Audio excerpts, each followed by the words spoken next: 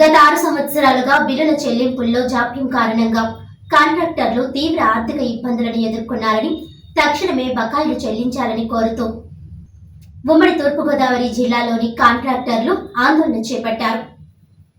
ఈ సందర్భంగా కాంట్రాక్టర్లు అసోసియేషన్ అధ్యక్షుడు ఆర్ఎస్ శాంతారాం మాట్లాడుతూ, కాంట్రాక్టర్ల ప్రస్తుత ఆర్థిక పరిస్థితి దయనీయంగా మారిందన్నారు. తీవ్రమైన ఆర్థిక ఇబ్బందులు మరియు కుటుంబం పోషించుకోవడంలో ఇబ్బందుల కారణంగా మార్చి 2025 నాటికి మా బకాయి బిల్లులకు అవసరమైన చెల్లింపులు అందకపోతే తిరిగి టెండర్లు వేయడం మరియు పనులను చేయలేని స్థితిలో ఉన్నామని అన్నారు. తమ సమస్యలను పరిష్కరించడానికి, పెండింగ్ బిల్లులను సకాలంలో చెల్లించడానికి వీలుగా సిఎఫ్ఎంఎస్ అండ్ నిధి పోర్టర్లలోని సాంకేతిక అడ్డంకులను పరిష్కరించడంతో పాటు ఏజ్ వైజ్ ఫిఫో ప్రాతిపదికన బకాయిలు క్లియరెన్స్కు ప్రాధాన్యత ఇవ్వాలని విజ్ఞప్తి చేశారు. ఆర్ఎండ్బి విభాగంలో 1350 కోట్లు నాబార్డుతో సహా వివిధ ప్రణాళికల క్రింద నిధుల క్లియరెన్స్ చేయాలని అన్నారు. అదనంగా బడ్జెట్ కేటాయింపు లేకపోవడం వలన అప్లోడ్ చేయని బిల్లులు మొత్తం 500 కోట్ల రూపాయలు, పంచాయతీరాజ్ విభాగంలో పెండింగ్లో ఉన్న చెల్లింపులు 800 కోట్ల రూపాయలు, అదేవిధంగా అదనంగా 500 కోట్ల రూపాయలు బడ్జెట్ పరిమితుల కారణంగా ఏఎంసీ గ్రాంట్తో సహా అప్లోడ్ చేయని బిల్లులను కలిగి ఉంటాయని అన్నారు. ఇతర రంగాలలో పెండింగ్ చెల్లింపులు 5,000 కోట్ల రూపాయలు క్లియరెన్స్ చేయాలని అన్నారు. ఈ కార్యక్రమంలో ఉమ్మడి గోదావరి జిల్లా కాంట్రాక్టర్స్, మున్సిపల్ కాంట్రాక్టర్స్, సబక అసోసియేషన్స్ ప్రతినిధులు పాల్గొన్నారు.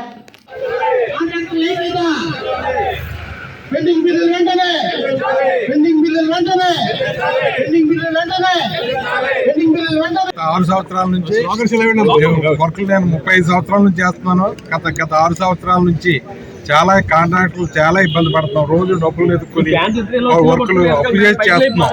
కానీ గత 3 సంవత్సరాల నుంచి పేమెంట్స్ లేవు. మొన్న అర్జెంటుగా ఎమర్జెన్సీ రిపేర్స్ చంద్రబాబు నాయుడు గారు పిలిచారు. గోతులు పూడ్చండి, పేమెంట్ ఇచ్చేస్తామని 800 కోట్లు పిలిచారు. గోతులు కూడా ఫిబ్రవరి నాటికి అందరు కాంట్రాక్ట్ చేసి మరి బాగా చేశారు. రోడ్లు ఎక్కడ గొయ్యి లేకుండా నీట్గా చేశారు. ఆ పేమెంట్ అయినా ఇప్పిస్తే బాగుంటుంది. ఎందుకంటే గోతులు పూడ్చాం, రోడ్లు పడ్డాం. మేము ఏ విధమైన ఉపకారం లేకుండా పోయింది. ఈ మార్చి నెలాఖరికైనా మాకు పేమెంట్స్ అన్ని డిపార్ట్మెంట్లే కూడా కొంత పేమెంట్స్ కనీసం 2-3 కోట్లు ఇచ్చి మా కాంట్రాక్టర్లను ఆదుకుంటే రోడ్డును పడకుండా ఉంటాం. రాజమహేంద్రవరం మీడియా ఇక్కడ ఇచ్చేసిన మీడియా మిత్రులందరికీ పేరు పేరున నా ధన్యవాదాలు తెలియజేస్తున్నాను. అలాగే ఈ కార్యక్రమానికి ఇచ్చేసిన కాంట్రాక్ట్ సోదరులందరూ కూడా ధన్యవాదాలు తెలియజేస్తున్నాను. ముఖ్యంగా మీకు చెప్పాల్సింది ఏంటంటే, ఇప్పుడు మేము ఈ ప్రభుత్వానికి వ్యతిరేకమైతే కాదు, మేము ప్రత్యక్షంగా చేపట్టిన చంద్రబాబు నాయుడు గారు 15వ తారీఖు స్వచ్ఛ భారత్ భాగంగా పరిశుభ్రత కార్యక్రమాన్ని కొంత తణుకులో ప్రారంభించారు. వారికి మద్దతుగానే వారు అడుగుజాడలను నడుగుతారని మేము కూడా వారికి మొదటిగా దీని మీద అవగాహన కల్పించడానికి పరిశుభ్రత కార్యక్రమం అవగాహన ర్యాలీగా చేపట్టి వానికి మద్దతు తెలుపుతూ మా కష్ట సుఖాలు, మా గోడు ఆయనకి మీ మిత్రుల ద్వారా చేరవేస్తే మాకు ఏదన్నా మంచి జరుగుతుందని ఆశిస్తూ మేము ఈ కార్యక్రమం చేపట్టడం జరిగింది. అంతేగాని మేము ప్రభుత్వానికి రోడ్లకి వ్యతిరేకత తీసుకురావడంతో వేరే విధంగా లేదు. గత 6 సంవత్సరాల కాంట్రాక్టర్లు చాలా విధాలు అన్ని కోల్పోయారు. నా వరకు చెప్తే నేను 20 సంవత్సరాల నుంచి ఇదే ఫీల్డ్లో ఉన్నానండి. అంచెంచి క్లాస్ 5 నుంచి స్పెషల్ క్లాస్ ఇయర్ అయిన 27 సంవత్సరాలు నేను 8 లక్షల ఓడి నుంచి 4 కోట్ల ఓడి వరకు తెచ్చుకుని ఈరోజు పనిచేస్తున్నాను. ఈ గత 6 సంవత్సరాల్లో నేను వైకుంఠపాలిలో చిన్న నిచ్చెనలు ఎక్కి పైన పెద్ద పాము కాట్లో పడి పెద్ద పాము నోట్లో పడిపోయి కిందకు వచ్చేసినట్టు మొత్తం నా ఆస్తి అంతా ఆవిరైపోయింది. ఈ 6 సంవత్సరాల్లో చాలా కష్టాలు పడుతున్నాం. ₹1 ఇవ్వలేదు. అలా మేము చిన్న నుంచి ఎక్కి మా సామ్రాజ్యాన్ని నిర్మించుకున్నాం. ఒక వ్యాపార సంస్థ నుంచి పోరాడుతున్నాం. మేము బతుకుతూ ఒక 10 మంది జీవనోపాధి కలుగు. అలాంటిది మేము ఈ 6 సంవత్సరాల్లో చాలా క్రైసిస్ వచ్చి ఈ 6 సంవత్సరాల్లో ప్రభుత్వం మీద వ్యతిరేకత వచ్చి బిల్లులో మేము రోడ్డును పడ్డాం, రుణాలు చేసాం. నా పేరు KVS Pichchirayudu, secretary PI AP. Media మిత్రులకు, ప్రింట్ మీడియా వారికి, మీడియా మిత్రులందరికీ మీడియా మిత్రులకి ఏంటంటే, ఈ నిరసన కేవలం ఏదో గవర్నమెంట్ అమలు చేయడానికి కోసం కానీ కాదు. గత 3 చాలా ఇబ్బందులు పడి ఉన్నా సరే వీళ్ళు పాటోల్స్ ఫ్రీ అని ముఖ్యమంత్రి గారు ప్రెస్టేజ్ ఇష్యూగా తీసుకున్నారు. ప్రెస్టేజ్ ఇష్యూగా తీసుకున్నా సరే మా దగ్గర ఎవరి దగ్గర డబ్బులు లేకపోయినా సరే గత 3 ఏళ్ళు టెండర్లు వేయకుండా ఆపాము. ఆపినా సరే మేము మళ్ళీ ఇక్కడ ఇప్పుడు కూడా మాకు 3 ఏళ్ళ నుంచి పేమెంట్ రాకపోయినా సరే టెండర్ లేకుండా ఆపాలి. అసలు ఏం చేసామంటే కొత్త గవర్నమెంట్ అవకాశం ఇవ్వాలని చెప్పేసి పాటోల్ స్ప్లిట్ ప్రతిష్టాత్మకంగా తీసుకున్నారు. ఆయన తీసుకున్న వల్ల మేము పేమెంట్స్ అన్ని పాటోల్స్ అన్ని పూర్తి చేసినది కానీ పాత పేమెంట్స్ ఇవ్వలేదు. ఈ పాటోల్స్ పేమెంట్స్ మా అయితే 100-120 కోట్లు ఇచ్చారు. నిన్న రాత్రి మీడియాలో 6,200 కోట్లు మేము వాళ్ళకి ఎంప్లాయీస్కి వ్యతిరేకమేం కాదు, వాళ్ళకి పేమెంట్ మేము వాళ్ళకి వ్యతిరేకం కాదు, కనీసం వాళ్ళకి ఇస్తున్నారు. వాళ్ళ ఎరియర్స్ 6,200 కోట్లు ఇచ్చారని మీడియాలో రాగానే మా సోదరుడు కడప కాంట్రాక్టర్ ఒకటి సూసైడ్ చేసుకున్నాడు. రాత్రి చేసుకున్నప్పుడు హాస్పిటల్లో చేర్చాం. వాళ్ళ కడప యూనిట్ వాళ్ళు వెళ్ళారు అక్కడికి. ఏం జరుగుతుందో ఇంకో గంటలో తెలుస్తుంది మాకు.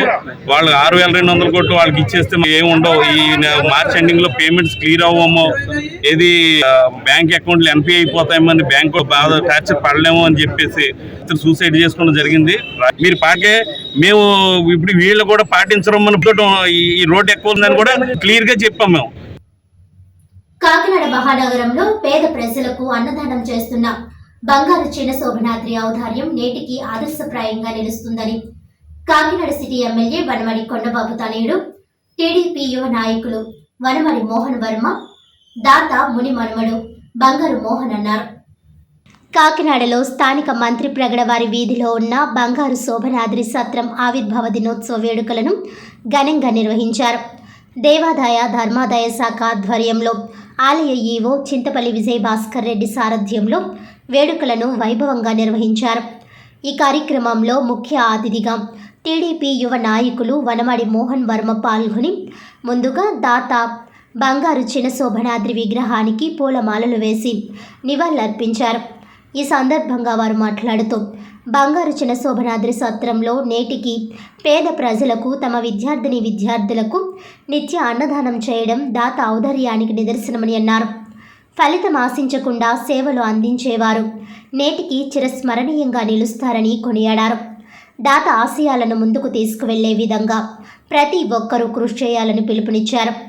అనంతరం పేదలకు చీరలు దుప్పట్లు పంపిణీ చేసి భారీ అన్నదానం నిర్వహించారు.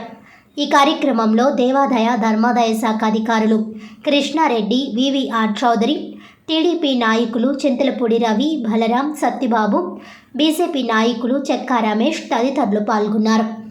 పదవి విరమణ చేసిన నాగమల్లేశ్వర గారికి, అదేవిధంగా 29వ వార్డు ఇన్ఛార్జ్ సత్యబాబు గారికి, పెద్ద గారికి, తదితరులు వేదిక మీద ఉన్న పెద్దల యొక్క కృతజ్ఞతలు తెలియజేస్తున్నారు. చూడము ఓకే సార్ యువగారు ఎలా చేయి ఓకే సార్ అమ్మమ్మ ఎలా చూడు ఓకే అమ్మా ఓకే ఇచ్చమ్మా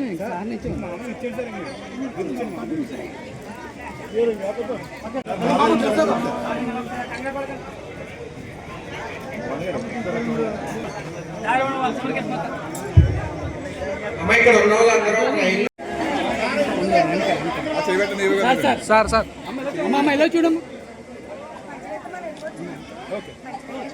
ఓకే సార్ యువగారు ఎలా చేయి ఓకే సార్ అమ్మమ్మ ఎలా చూడు ఓకే అమ్మా ఓకే ఇచ్చమ్మా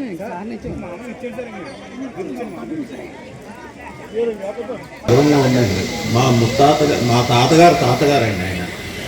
అటువంటి బంగారు చిన్నశోభనాద్రి గారు 1924వ సంవత్సరంలో ఆయన తనకున్న ఆస్తిలో కొంత భాగాన్ని సేవకై వెచ్చించి ఒక చౌల్ట్రీ సత్రం స్థాపించి, ఈ సత్రం నాకు చిన్నప్పుడు రావడం కూడా గుర్తుందండి. 1975-77లో మా తాతగారు శోభనాద్రి గారు ఈ సత్రంకి 69 వరకు ఆయనే చూశారండి. అప్పుడు ఇక్కడ చిన్న కళ్యాణ మండపంలాగా పెంపుల్ కళ్యాణ మండపం ఉండేది. ఆ కళ్యాణ మండపానికి రావడం అవన్నీ కూడా నాకు గుర్తున్నాయండి.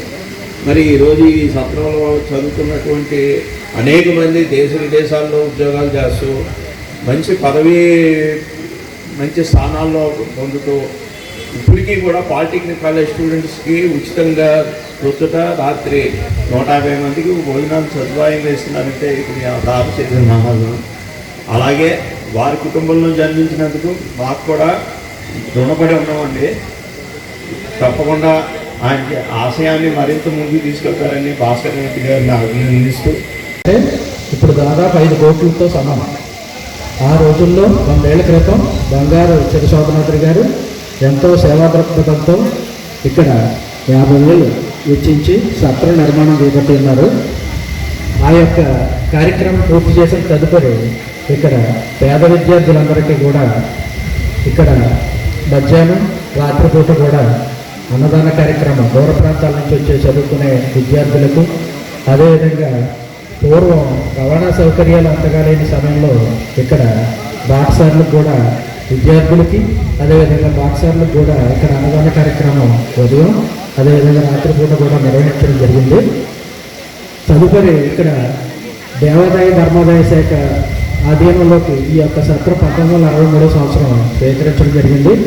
అప్పటి నుంచి కూడా ఈ బంగారు శిరశోభనాథుడి గారు ఏదైతే సేవా దృక్పథంతో 1924లో ఈ యొక్క సంస్థ స్థాపించి ఉన్నారో అప్పటి నుంచి కూడా ఆ యొక్క దాత ఆశయాలను గౌరవించాలనే సదుద్దేశంతో శాఖ నిర్వహణ చేపట్టినప్పటికీ కూడా వారి యొక్క గౌరవార్థం కూడా ఇక్కడ అప్పటి నుంచి చేపట్టిన ఈ యొక్క కార్యక్రమం విద్యార్థులకు అన్నదాన కార్యక్రమం. పల్లె పండుగ కార్యక్రమంలో భాగంగా జాతీయ గ్రామీణ ఉపాధి హామీ పథకం నిధులతో చేపట్టిన పనులను ఈ నెలాఖరులోగా పూర్తి చేయాలని జిల్లా కలెక్టర్ షాన్ మోహన్ అధికారులను ఆదేశించారు. పంచాయతీరాజ్ గ్రామీణాభివృద్ధి శాఖ ద్వారా పల్లె పండుగ కార్యక్రమంలో భాగంగా జాతీయ గ్రామీణ ఉపాధి హామీ పథకం నిధులతో చేపట్టిన పనులను పురోగతిపై రాష్ట్ర రాజధాని అమరావతి సచివాలయం నుంచి రాష్ట్ర ఉప ముఖ్యమంత్రి పంచాయతీరాజ్ గ్రామీణాభివృద్ధి శాఖల మంత్రి కొనిదెల పవన్ కళ్యాణ్, పంచాయతీరాజ్ గ్రామీణాభివృద్ధి శాఖ ప్రధాన కార్యదర్శి శశిభూషణ్, డైరెక్టర్ కృష్ణతేజ, ఆర్డబ్ల్యూఎస్ ఇతర ఉన్నత స్థాయి ఇంజనీరింగ్ అధికారులతో కలిసి అన్ని జిల్లాల కలెక్టర్లతో వీడియో కాన్ఫరెన్స్ నిర్వహించారు. ఈ వీడియో కాన్ఫరెన్స్కు కాకినాడ కలెక్టరేట్ నుంచి జిల్లా కలెక్టర్ షాన్ మోహన్ సంబంధిత శాఖల అధికారులతో కలిసి హాజరయ్యారు.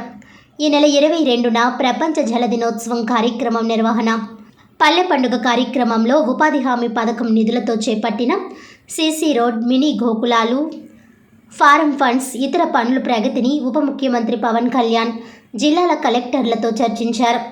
నిర్దేశించిన లక్ష్యంలోపు పనులు పూర్తి చేయడంతో పాటు భవిష్యత్తులో చేపట్టాల్సిన పనులపై జిల్లా అధికారులకు ఆయన దిశానిర్దేశం చేశారు. అనంతరం జిల్లా కలెక్టర్ అధికారులతో మాట్లాడుతూ ఈ నెల 22న శనివారం ప్రపంచ జల దినోత్సవం సందర్భంగా ప్రతి గ్రామ పంచాయతీ పరిధిలో ఫారం ఫండ్స్ పనులు గ్రౌండింగ్ చేయాలని అన్నారు. ఈ వీడియో కాన్ఫరెన్స్లో DWAMA PD A Venkatalakshmi, DPO Ravikumar, ZP deputy CEO G Ram Kumar, Panchayati Raj superintendent engineer AVS Srinivas, EE Mallikarjunarao, RWS SC N Bharati తదితరులు పాల్గొన్నారు. మన ఆఫీసర్స్తో కూర్చొని మనం ఆర్డర్ వేసేయడం ఈజీ, నాకు కూడా ఆర్డర్ చెప్పేయడం ఈజీ. అందుకే నేను గత 10 సంవత్సరాలుగా నేను రోడ్ల మీద నడిచిన వాడిని, తిరిగిన వాడిని. ఆ ఉపాధి హామీ కూలీలకు సంబంధించి కొంచెం మీరు జాగ్రత్తలు తీసుకోవాలి. ఎట్టి పరిస్థితుల్లో కూడా ఉపాధి కూలీలు ఉదయం తొందరగా పని ప్రదేశాలకి హాజరై 11 గంటలలోపు ఎండ తీవ్రత పెరిగేలకు ముగించేలా చూసుకోవాలి. మళ్ళీ సాయంత్రం 4 గంటల నుంచి 6 గంటల వరకు కొనసాగించాలి. అలాగే పని ప్రదేశాల ఉపాధి కూలీలకి సురక్షిత మంచినీటిని ఏర్పాటు, ప్రతి గంటకి నీటిని వినియోగించడంలో వాటర్ వెల్ పద్ధతిని ప్రవేశపెట్టండి. అధిక ఉష్ణోగ్రతల నుండి ఉపాధి కూలీలు రక్షించేందుకు ప్రతి పని ప్రదేశంలో వారికి కొంత షేడ్స్ ఏర్పాటు చేయాలి, షేడ్ నెట్స్ కానీ. అలాగే గ్రామ పంచాయతీ సహకారంతో స్థానికంగా లభించాలి. అండ్ ఇన్కేస్ ఏ పనైనా సరే చిన్నపాటి ఇంజురీస్ అవుతారంటే అందుకని ఒక ఫస్ట్ ఎయిడ్ బాక్స్ని ఖచ్చితంగా మీరు ఉంచేలా చర్యలు తీసుకోవాలి. ఆరోగ్య శాఖ సహకారంతో గ్రామాల్లో పని ప్రదేశాల్లో సేవలు గురించి సామాగ్రితో పాటు డీహైడ్రేషన్ గురవుతారు కాబట్టి ఓఆర్ఎస్ ప్యాకెట్స్ అందుబాటులో ఉండేలా చూసుకోమని అందరికీ కోరుకుంటాము. మేము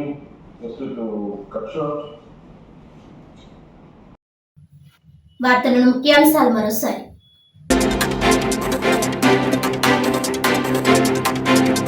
ఎస్సీ వర్గీకరణ వ్యతిరేకిస్తూ శాంతియుతంగా నిరసన తెలుపుతున్న ఉద్యమకారులను హౌస్ అరెస్టులు చేయడం అప్రజాస్వామికం. ఎస్సీ వర్గీకరణ నిలుపుదల చేసే వరకు తమ పోరాటం ఆగదన్న ఆంధ్రప్రదేశ్ మాల సంఘాల జేఏసీ నాయకులు.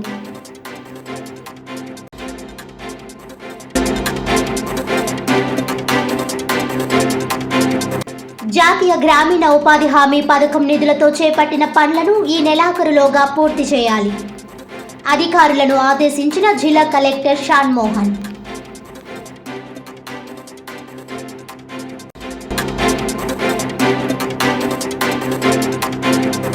కాకినాడలో ఉమ్మడి తూర్పుగోదావరి జిల్లాలోని కాంట్రాక్టర్ల ఆందోళన. గత 6 సంవత్సరాలుగా ఉన్న బకాయి బిల్లులు తక్షణమే చెల్లించాలని డిమాండ్.